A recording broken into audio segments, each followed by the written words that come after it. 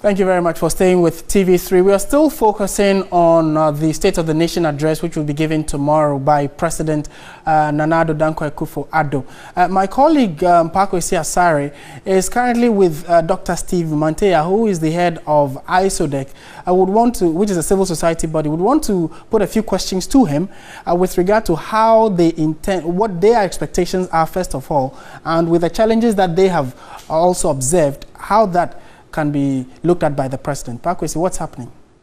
It's quite unique here because we're having the second State of the Nation address. The first one was by President Mahama just before he exited office, and this is going to be the second one by the new president, Addo Akufo Addo. So we're here today to find out what civil society makes ahead of the State of the Nation address tomorrow. My guest is Dr. Steve Mantea. He's with Isodec and also a member of the Public Interest and Accountability Committee. Doc, thank you very much for your time. Do you expect anything different from what President Mahama said in the State of the Nation address? Not that much different, because most of the information that will be churned out, and I believe they will border on the macroeconomic indicators, are some things that have been put out already by the statistical services, and therefore things that we know about. I guess he will focus a bit more on the GDP growth rate, inflation, interest rates, and stuff like that.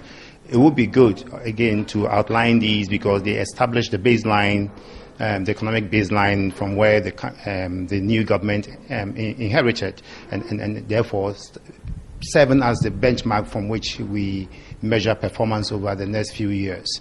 Again, I would expect that the issue about financing of the free SHS will be a major issue on the agenda.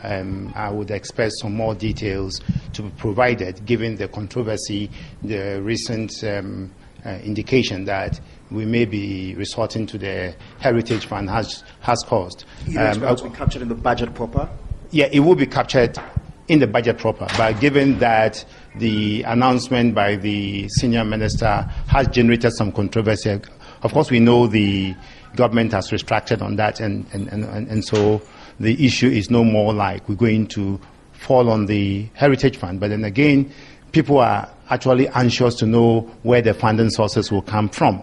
And I would expect that some indication, some hazy indications will be given in terms of where we can expect to find money to sustain the free SHS. Given that, again, the president at Okwapman Secondary School actually announced that they are taking off in September. I'm pretty sure he's going to reiterate that, and as he reiterates that, he will take the opportunity to outline the potential funding sources. Are those your expectations? Well, my biggest expectation will be how we are going to deal with the issue of the tax release that we intend to, or government intends to grant the private sector, particularly how we are going to make up for the shortfall that may arise as a result of these elaborate tax reliefs that have been pledged. Again, I would like to see what strategies the government may have in place for addressing some of the leakages in our tax administration system, particularly issues about transfer mispricing, non-payment of capital gain tax, especially in the natural resource sector, and other ways in which companies and individuals avoid the payment of taxes in this country. All right. Thank you very much. That was Dr. Steve Mantea. He's a member. He's with Isodec and also a member of the Public Interest and Accountability Committee, essentially highlighting what civil society groups expect of the president tomorrow as he takes his turn to address Parliament on the State of the Nation address.